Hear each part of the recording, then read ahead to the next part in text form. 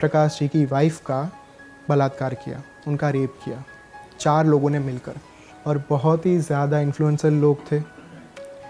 उनकी पत्नी का जिस तरीके से, जिस हैवानियत के साथ रेप किया गया ना, वो मैं यहाँ पे बता तक नहीं सकता। इस घटना के थोड़े ही दिनों में उनकी पत्नी ने सुसाइड कर लिया और 2 बच्चे थे उनके। वेद प्रकाश जी को लगा कि शायद मैं लीगली जीत पाऊँगा। उन्होंने कोर्ट में जाकर सारी चीज़ें लड़ने की कोशिश की, लेकिन कुछ सिचुएशंस की वजह से, और जैसे आज की तारीख में भी कुछ इन्फ्लुएंसर लोग पैसे के माध्यम से, ऐसी चीज़ों के माध्यम से जीत जाता है केस, वैसे ही उस समय के इलाहाबाद में ये लोग जीत गए। वेद प्रकाश के अंदर प्रतिशोध की अग्नि, रिवेंज का जो भाव था, बदले का भाव था, वो इतना प्रबल था, इतना ज़्यादा इंटेंस था कि उन्हें कुछ भी करके बदला चाहिए था। उन्होंने ये तरीका अपनाया कि मैं तंत्र विद्या का उस माध्यम के ज़रिए मैं बदला लूँगा। उनके एक पहचानने वाले थे, कामाक्षी, मतलब कामाख्या मंदिर जो है आसाम गुवाहाटी में, वहाँ पे उनके एक पहचानने वाले रहते थे जो तंत्र क्रिया करते थे। वे उनके पास गए, वेद प्रकाश शर्मा, और कहा कि मुझे तंत्र सिखाओ, मुझे उग्र विद्याएँ सीखनी है जिनके माध्यम से मैं प्रतिशोध ले पाऊँ। उन्होंने कहा कि मेरे गुरु हैं, आप उनके पास जाइए नीलांचल पर्वत में, यानी कि कामाख्या के आसपास एक क्षेत्र में उनके गुरु रहते थे। तो वेद प्रकाश जी उनके पास गए और पूछा कि क्या आप मुझे सिखाएंगे तंत्र विद्याएँ? मुझे ऐसी विद्या आप सिखाओ जिनके माध्यम से मैं प्रतिशोध ले पाऊँ, और वो जो इंसान है, वो जो 4 लोग हैं, वो सिर्फ इस जीवन में ही नहीं, वो जब प्रेत योनि में जाए, जब उनका देह त्याग हो जाए, उसके बाद भी उनको पीड़ा हो। मुझे इतना ज़्यादा इंटेंस बदला चाहिए। तो उन्होंने पूछा कि आप श्योर हो कि आपको ये करना है? क्योंकि आप जिस मार्ग के ऊपर जा रहे हो वहाँ से कोई कमबैक नहीं है, फिर आप वापस नहीं आ पाओगे। एक बार अगर आपने चलना शुरू कर दिया तो बात ख़त्म। उन्होंने कहा कि चाहे कुछ भी हो जाए, मुझे चलना है, आप मुझे सिखाओ। एक दिन डिसाइड हुआ, एक दिन तय हुआ, जहाँ पे जो उनके गुरु थे वे उनको दीक्षा देने वाले थे, मंत्र दीक्षा। उनका नाम था उदयनाथ जी, गुरु का नाम। और शमशान में जब वो गए, तब वो जो शमशान था ना, वो इतना ज़्यादा, वहाँ पे कोई चिता नहीं जलती थी, तो शमशान की जो एक पहचान होती है ना, वो काफ़ी समय से लुप्त हो चुकी थी वहाँ पे। तो उसे वापस से शमशान के तौर पर स्थापित करना ज़रूरी था। तो उदयनाथ जी ने प्रयाग भारती के साथ मिलकर, मतलब गुरु और शिष्य ने मिलकर, बहुत ही कामाख्या के जो सिद्ध शमशान है वहाँ से राख, शमशान की राख, मिट्टी और जली हुई हड्डियाँ, ये लाकर जो नया श्मशान था, जो नई जगह पे वो जो विधि करने वाले थे जहाँ पे, वहाँ पे उन्होंने शमशान को स्थापित किया। नए सिरे से इन्वोक करा गया शमशान को। सारी शमशान की जो ऊर्जाएँ रहती है, जो एनर्जीज़ रहती हैं, उनको इन्वोक किया गया। विधि शुरू हुई। विधि शुरू होने से पहले उदयनाथ जी ने इनको कहा, वेद प्रकाश जी को, कि आप दिगंबर हो जाइए। दिगंबर यानी नग्न, अपने कपड़े उतार दीजिए। गुरु ने भी अपने कपड़े उतार दिए, दिगंबर होके वो दोनों शमशान में गए। और उदयनाथ जी ने आकर्षण क्रिया, आकर्षण विद्या की मदद से गांव में से एक भैंसे को बुला लिया, महिष को, जो एक राक्षस था हमारे यहाँ पे, महिषासुर। वो जो महिष होता है उसको बोला जाता है भैंसा हमारे यहाँ पे। तो आकर्षण क्रिया ये होती है कि जब आपके पास ये विद्या होती है, आकर्षण विद्या, आकर्षण क्रिया, तब आप कोई भी पशु या फिर पंछी, प्राणी, आप उनको अपनी विद्या की मदद से बुला सकते हो। जब आप जहाँ पे भी बैठे हो, आपने अगर किसी का स्मरण कर दिया कि मुझे भैंसा यहाँ पे चाहिए, मुझे गाय यहाँ पे चाहिए, मुझे ये पंछी यहाँ पे चाहिए, मुझे ये पशु यहाँ पे चाहिए, मुझे शेर यहाँ पे चाहिए, तो वो भी आपकी बात मानकर वहाँ पे आ सकता है। अपने आप आ जाते हैं। अपने आप आ जाते हैं। इंसान पे भी वर्क करता है। बिल्कुल करता है। बहुत सारी चीज़ें, वही तो अभिचार क्रिया के बारे में जब हम ये शुरू होने से पहले बात कर रहे थे, वशीकरण से लेकर बहुत सारी चीज़ें करी जाती है, षटकर्म जिन्हें कहा जाता है, तो वो इंसान के ऊपर लागू किया जाता है। ये आकर्षण क्रिया पशुओं के ऊपर और एनिमल्स के ऊपर करी जाती है। Coming back to the point, तो महिष को बुलाया गया गांव में से, मतलब भैंसे को बुलाया गया और विधि शुरू हुई। दोनों दिगंबर थे, बहुत ही ज़्यादा इंटेंस विधि थी, वहाँ पे यज्ञ कुंड प्रज्वलित था, उसमें उदयनाथ जी और वेद प्रकाश शर्मा दोनों आहुतियाँ डाल रहे थे और इतने उग्र मंत्रोच्चार हो रहे थे कि आपको ऐसा लगे कि वहाँ पे कोई तूफान आ चुका है। बहुत ही ज़्यादा अलग प्रकार की उग्र ऊर्जाओं को, उग्र एनर्जीज़ को इन्वोक किया जा रहा था। और जब ये सारी चीज़ें होती है ना, तब पूरे शमशान के अंदर हाहाकार मच जाता है। ऐसी ऐसी आवाज़ें आती है, भूत प्रेत पिशाच, ये सारी जो नेगेटिव एनर्जीज़ होती है, जो गण माने जाते हैं, अलग अलग भगवान के, महादेव के गण माने जाते हैं, वे आके अपना प्रभाव, अपना इन्फ्लुएंस दिखाना शुरू करते हैं। उस वक्त पे हुआ ये कि ये सारी चीज़ें शुरू हुई और उदयनाथ जी ने प्रयाग भारती को, यानी उनका जो पूर्वाश्रम का नाम था वेद प्रकाश शर्मा, उनको रोक दिया कि आप आहुति रोक दो, अब मैं आहुति देता हूँ सिर्फ। और उन्होंने विधि शुरू होने से पहले एक तीक्ष्ण खड्ग यानी तलवार वहाँ पे रखी थी बलि के हेतु। जब उदयनाथ जी ने आहुति देना शुरू किया, तब वो आहुति इतना ज़्यादा उग्र होती गई कि अचानक से वेद प्रकाश शर्मा के बॉडी के अंदर उसे ऐसा लगने लगा कि जैसे कोई बहुत ही ज़्यादा इलेक्ट्रिक शॉक उसे लग रहा हो, बिजली का झटका उसे लग रहा हो। इस तरीके का पूरा उसको फील आने लगा इंटेंसिटी के साथ। और वो अपने जगह के ऊपर से खड़ा हुआ बंदा, और खड़े होने के बाद उसने अपना जो खड्ग था वो हाथ में लिया। उस खड्ग के ऊपर उसने अपना रक्त लगाया काट के, और फिर उसी खड्ग से एक ही झटके में वो जो महिष वहाँ पे खड़ा था, जो भैंसा खड़ा था, उसका मस्तक धड़ से अलग कर दिया। और वो जो मस्तक उसने अलग किया, वो गिरकर चंड भैरव की वहाँ पे स्थापना की गई थी। चंड भैरव अष्ट क्षेत्रपाल, हमारे जो 8 भैरव हैं उनमें से एक भैरव है जिनका नाम चंड भैरव। 8 भैरव के बारे में भी बता सकते हो आप? हाँ, बिल्कुल। असितांग भैरव, उन्मत्त भैरव, चंड भैरव, कपाली भैरव, पूरे 8 तरीके के भैरव होते हैं जिनका इन्वोकेशन करा जाता है क्षेत्रपाल यानी कि गार्डियन के तौर पर, कुछ डिवाइन एंटिटीज़ को गार्ड करने के लिए। फॉर एग्जांपल, कामाख्या जो क्षेत्र है, माँ कामाख्या, उनके जो क्षेत्रपाल है वो उमानंद भैरव है। फिर हमारे जो काशी विश्वनाथ है, वहाँ पे काल भैरव उस क्षेत्र की रक्षा कर रहे हैं। तो जहाँ पे भी ज्योतिर्लिंग है, जहाँ पे भी माँ डिवाइन एंटिटीज़ की स्थापना की गई है, वहाँ पे हमेशा अष्ट क्षेत्रपाल को, क्षेत्रपाल यानी कि भैरव के एक स्वरूप को स्थापित किया जाता है as a guardian, divine guardian.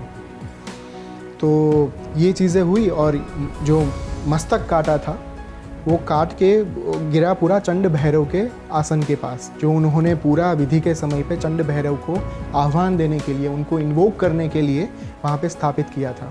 मस्तक वहाँ पे गिरा और सारी चीज़ें हो गई। उसके बाद वो जो उदयनाथ जी थे, गुरु उन्होंने खड़े होकर अपने शिष्य को, वेद प्रकाश शर्मा को, उस मस्तक के ऊपर बैठाया। उन्होंने अपना हाथ रखा उनके मस्तक के ऊपर और मंत्र की दीक्षा दी। जो चंड भैरव का जो मंत्र रहता है, मैं यहाँ पे नहीं बोलूँगा क्योंकि गुप्त माना जाता है वो चीज़, तो उनकी दीक्षा दी गई मंत्र की। और ये कहा गया कि आपको अगले 3 महीने तक चंड भैरव की साधना करनी है, तीव्र तंत्र साधना, उग्र तंत्र साधना। और तब से उनका नाम हुआ बालकनाथ। प्रयाग भारती बाद में पड़ा। जो उदयनाथ ने तो जो दीक्षा दी, वो दीक्षा देने के बाद उनका जो नाम दिया गया वो था बालकनाथ जी। और ये नाम का भी बहुत ही एक डीप मीनिंग रहता है। कोई भी गुरु अपने शिष्य को ऐसे ही नाम नहीं दे देता। उनके जो ग्रह नक्षत्र रहते हैं, उनके जो जन्म के नक्षत्र रहते हैं, उनकी जो कुंडली होती है, उनका एक अकड़म चक्र रहता है जिसके ऊपर से पूरा नाम और कौन सी साधना आपके लिए फलीभूत होंगी, कौन सी सिद्धियां आपको प्राप्त हो सकती है, कौन से मंत्र का जाप करने से, ये चीज़ों का ज्ञान आपको एक पूरा गुरु उसका एक एवोल्यूशन करता है। और वो जब वो आप कह सकते हैं कि वो जांच ख़त्म हो जाए, उसके बाद गुरु तय करता है कि इसको कौन सा नाम है। उनको नाम दिया बालकनाथ। अब वेद प्रकाश शर्मा बन चुके हैं बालकनाथ। ठीक है। उनको बोला गया कि चंड भैरव की साधना शुरू करो। पूरी विधि विधान के साथ पूरा बताया गया। थोड़े ही दिनों में उन्होंने चंड भैरव की साधना शुरू की। वो साधना के दौरान 10 दिन तक सभी चीज़ें सही चली, एकदम ठीक चली। 10 दिन तक कोई प्रॉब्लम नहीं आ रही थी, कुछ नहीं था। अचानक से 11वां दिन के बाद उनका स्पाइन दुखना शुरू हो चुका था। वो बैठ नहीं पा रहे थे, कुछ नहीं कर पा रहे थे, लेकिन फिर भी उन्होंने अपनी साधना रोकी नहीं। जैसे जैसे दिन आगे बढ़ते गए वैसे वैसे साधना उग्र होती जा रही थी, तीव्र होती जा रही थी। और एक समय ऐसा आया जब शमशान के अंदर बहुत सारे भूत प्रेत पिशाच, उनका हाहाकार बढ़ने लगा। जब वो रात में साधना करते थे उस वक्त पे उनको आवाज़ें सुनाई देती थी, बिजलियाँ कड़कने लगती थी। और उन्होंने ये बात जब अपने गुरु को बताई, उदयनाथ जी को, तब उन्होंने कहा कि अब वक्त आ चुका है चंड भैरव के प्रागट्य का। आप कल तैयार रहना। चंड भैरव को आप नैवेद्य देना होगा आपको। नैवेद्य देने के बाद क्या क्या करना है ये मैं आपको बता रहा हूँ, अभी ध्यान से सुनिएगा। अगर इसमें कोई भी चूक हुई, कोई भी गलती हुई तो प्राण का खतरा हो सकता है, जान का खतरा हो सकता है। जो दिन आया, रात, जो पूरी साधना वास्तव में जब चंड भैरव प्रकट होने वाले थे, जिस दिन पे अचानक से बालकनाथ जी समाधि में चले गए। वो इतने ज़्यादा डीप चले गए अपने आप के अंदर साधना करते करते कि उनको आसपास के वातावरण का कुछ बोध ही नहीं रहा, ज्ञान ही नहीं रहा। वो अपने अस्तित्व से अनभिज्ञ बन गए, अनजान बन गए। सुबह उनको होश आया। मैं यहाँ पे ये नहीं बोल रहा हूँ कि वो सो गए थे, सोए नहीं थे, समाधि में चले गए थे। सुबह वो जब समाधि में से बाहर आए तब उनको बहुत पछतावा हुआ कि मेरे पास सिर्फ एक मौका था मेरा बदला लेने का और मैं वो भी चूक गया। बिलक बिलक कर रोने लगे। उदयनाथ जी, उनके गुरु, शमशान में आए और देख लिया उन्होंने, पता चल गया कि ये पूरी विधि जो थी वो निष्फल साबित हुई है। उन्होंने कहा, उदयनाथ जी ने कहा कि कोई बात नहीं, मैं समझ सकता हूँ कि ये चीज़ें होती है आपके साथ। अगर आप चाहते हो तो आपके बदले मैं उनसे प्रतिशोध ले लेता हूँ, मैं ही उनको ख़त्म कर डालता हूँ। और ये चीज़ बालकनाथ के स्वमान के ऊपर असर कर गई, उनके ईगो को लग गई। उन्होंने कहा कि अब चाहे कुछ भी हो जाए गुरुजी, अब करूँगा तो मैं अपना बदला स्वयं लूँगा। आज रात या तो मेरी जान जाएगी या मैं चंड भैरव को सिद्ध करूँगा। गुरु ने बोला तथास्तु। फिर से रात आई और चीज़ें शुरू हुई, साधना शुरू हुई। गुरु ने क्रियाएं बोली थी कि जब बाबा प्रकट हो उस समय पे क्या क्या चीज़ें करनी है, कैसे करनी है, उनको नैवेद्य भोग कैसे धराना है, पूरा ये चीज़ें हुई। अब बीच रात, मतलब मध्य रात्रि तक सारी चीज़ें चली और अचानक से जो भैंसे का मस्तक था जिसके ऊपर ये सारी क्रियाएं करी जा रही थी, उसमें से धुआं निकलने लगा। चंड भैरव के प्रागट्य का समय आ चुका था और धीरे धीरे धीरे जैसे मंत्र जाप आगे बढ़ते गए, थोड़ी ही क्षणों में भैरव प्रकट हो गए। चंड भैरव उग्र स्वरूप, एक हाथ में खड्ग, दूसरे हाथ में कपाल, खप्पर।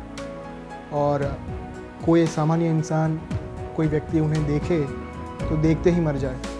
इतना तीव्र, उग्र और विकराल भयावह स्वरूप था उनका। क्योंकि 3 प्रकार की साधनाएं होती हैं, सात्विक, राजसिक और तामसिक। काफ़ी लोग अपनी प्रकृति के अनुसार साधना का चयन करते हैं। तंत्र में जैसे दक्षिणाचार तंत्र, वामाचार तंत्र होते हैं, वैसे ही साधनाएं भी अलग अलग प्रकार की करी जाती हैं। तो उसमें से आपकी जो प्रकृति, आपके गुरु को पता लगती है कि ये प्रकृति के इंसान को इस प्रकार की साधना कर सकते हैं। काफ़ी लोग, जब मैं ये बातें करता हूँ तब बुरा मान जाते हैं कि आप भगवान को ऐसे क्यों पोर्ट्रे कर रहे हो। भगवान तो वात्सल्यपूर्ण होते हैं, ममतापूर्ण होते हैं, वो कभी अपने बच्चे को डराते नहीं हैं, वो माता पिता के स्थान पर होते हैं। लेकिन हमें ये समझना चाहिए कि जब हम उग्र स्वरूप की बात कर रहे हैं तब उग्र स्वरूप वात्सल्यपूर्ण नहीं है, वो तामसिक ही होंगे, क्योंकि आपने साधना तामसिक तरीके से ही की है। तो ये पॉसिबल ही नहीं है कि आप तामसिक स्वरूप से ये एक्सपेक्ट कर पाओ कि ये आकर मेरा सिर पुचकारेंगे। पॉसिबल ही नहीं है ये चीज़। अगर आप सात्विक साधना कर रहे हो तो आपको वैसा फल मिलेगा, अगर आप तामसिक साधना कर रहे हो तो आपके सामने वैसी ही एंटिटी प्रकट होंगी, चाहे आप कुछ कर लो। चंड भैरव का प्रागट्य हुआ और उन्होंने अपने एक हाथ में अपना हाथ काट कर उसमें लविंग रख दिया।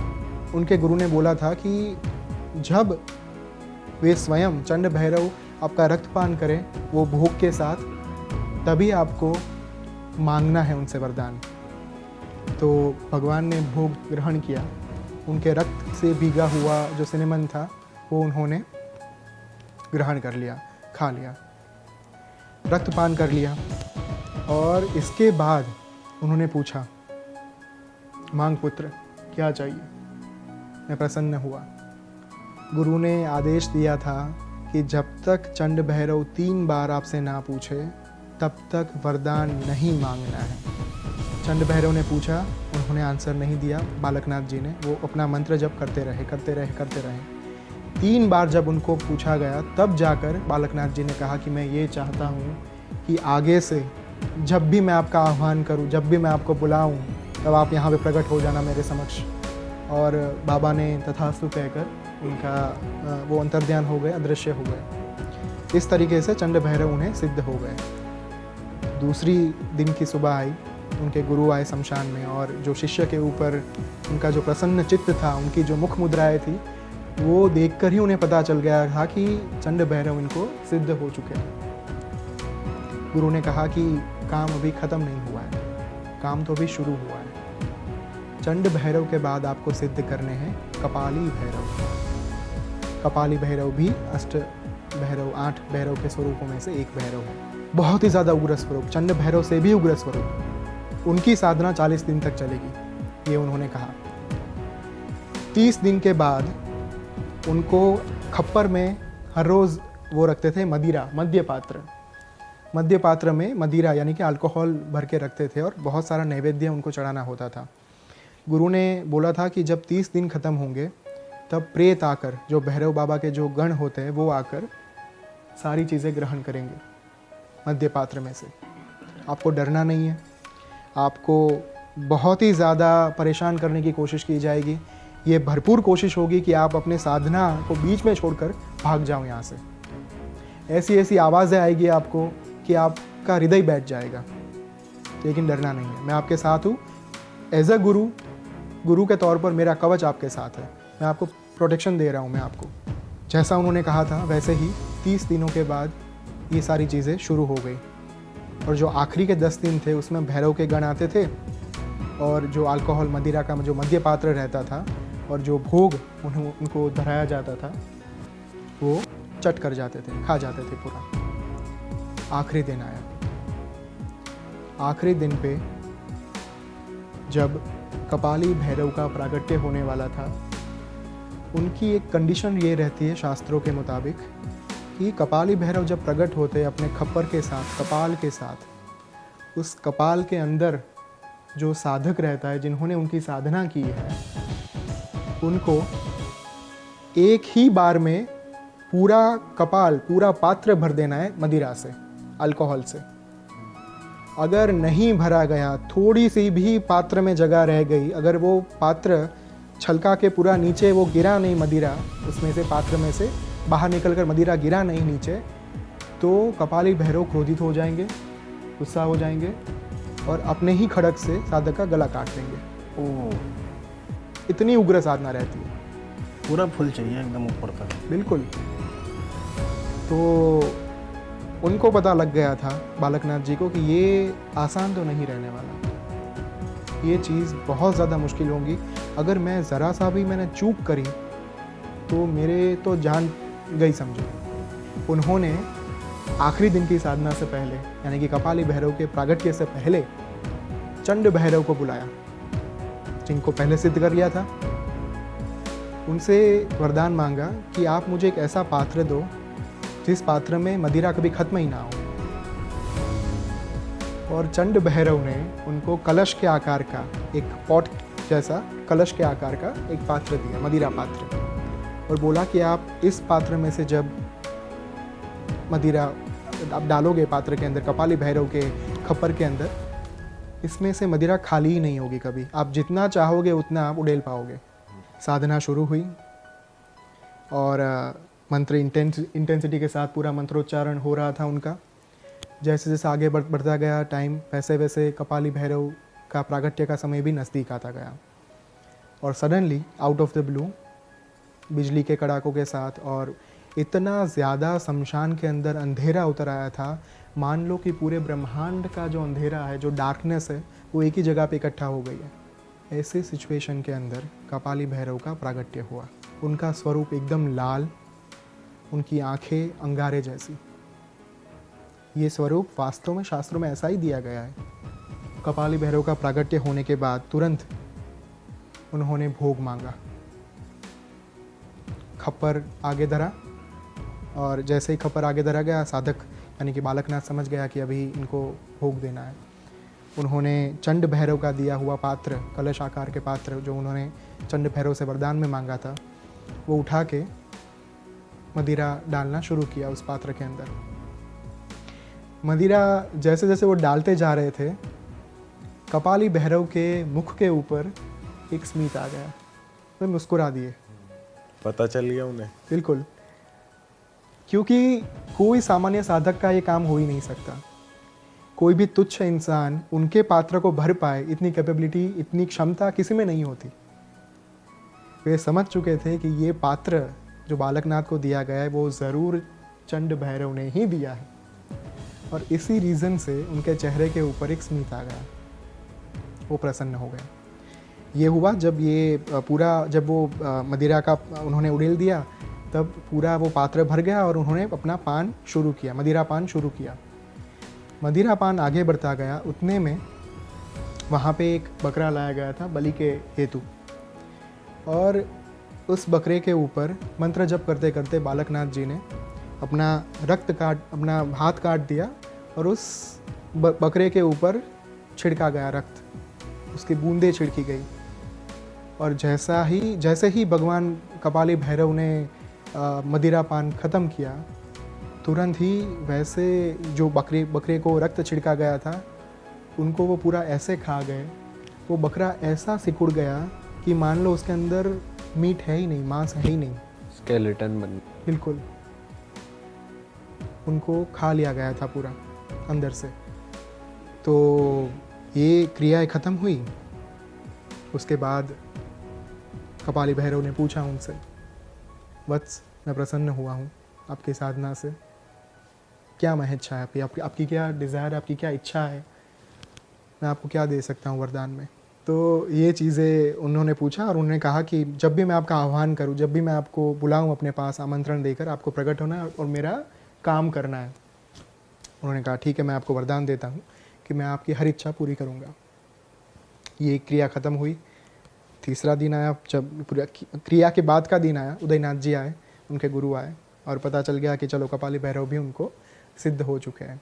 अभी आखिरी क्रिया और करनी थी, और आखिरी क्रिया थी कर्णपिशाचिनी को सिद्ध करना था। और कर्णपिशाचिनी को भी ऐसे ही तरीके से सिद्ध किया गया। I will not go in the details क्योंकि वापस बहुत लंबा हो जाएगा, लेकिन वो इनसे ज़्यादा तीव्र साधना नहीं रहती है। कर्णपिशाचिनी की जो साधना थी उनकी, वो 21 दिन की थी, और तुरंत ख़त्म हो गई, और बहुत ही ईजिली ख़त्म हो गई। कर्णपिशाचिनी उनको सिद्ध हो गई। और जब उन्होंने पूछा बालकनाथ ने उदयनाथ को कि गुरुजी, ये चंड भैरव कपाली भैरव का तो समझ में आ रहा है कि इनको सिद्ध क्यों करना है, लेकिन कर्णपिशाचिनी को क्यों सिद्ध करना है, इनका क्या हेतु है। तब उन्होंने कहा कि कर्णपिशाचिनी को इस प्रयोजन के साथ सिद्ध करना है कि जब आप अपना प्रतिशोध ले रहे होंगे, तब आपकी शत्रु के साथ जो भी घटनाएं घट रही होंगी, चंड भैरव और कपाली भैरव उनके साथ जो कुछ भी कर रहे होंगे, वो आपके पास कोई तो होना चाहिए जो आपको कान में आकर माहिती दे, आपको इन्फॉर्मेशन आके दे जाए, क्योंकि आप तो वहाँ पे प्रकट नहीं रह पाओगे। इस वजह से उनको कर्णपिशाचिनी को सिद्ध करना था। कर्णपिशाचिनी 21 दिन के बाद सिद्ध हो गई उनको।